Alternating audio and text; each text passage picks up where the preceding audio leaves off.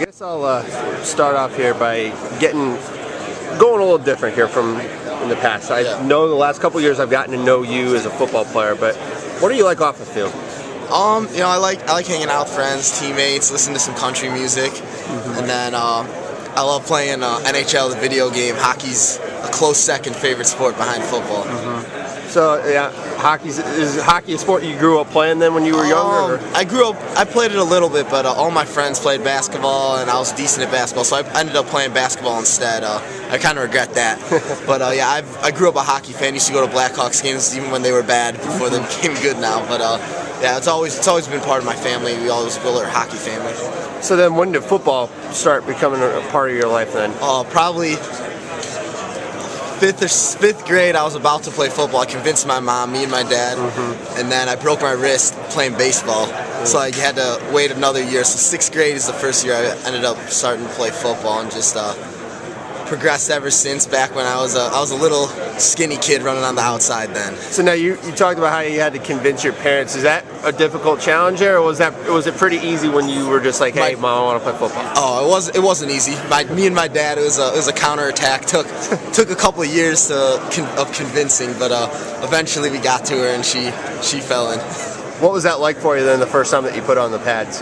It was definitely a different experience. I had a lot of good friends playing then too.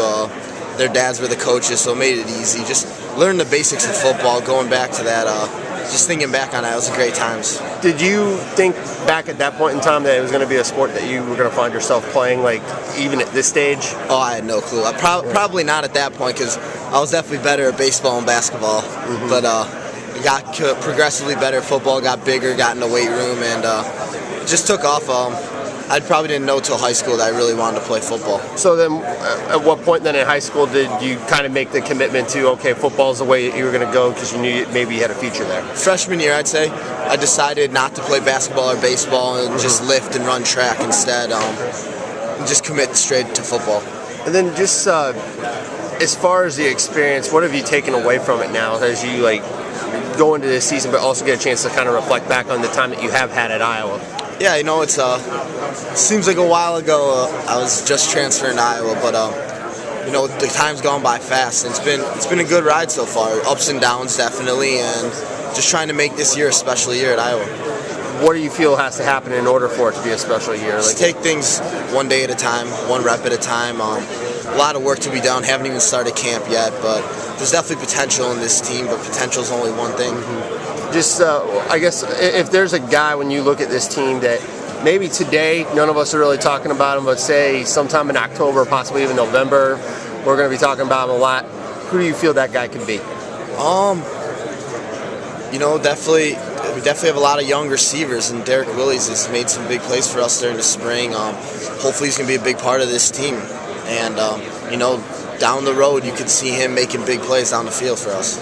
What have you seen in practice from him, or even just during summer workouts? Yeah, he wins those jump balls. A lot of times in the spring, won those jump balls, stretched the field pretty well. We have a bunch of older receivers along with some young guys too, and to go along with that, LaShawn Daniels, I don't know what you call him on a depth chart, but he's going to have a good year for us this year and be a great Hawkeye back in the future too.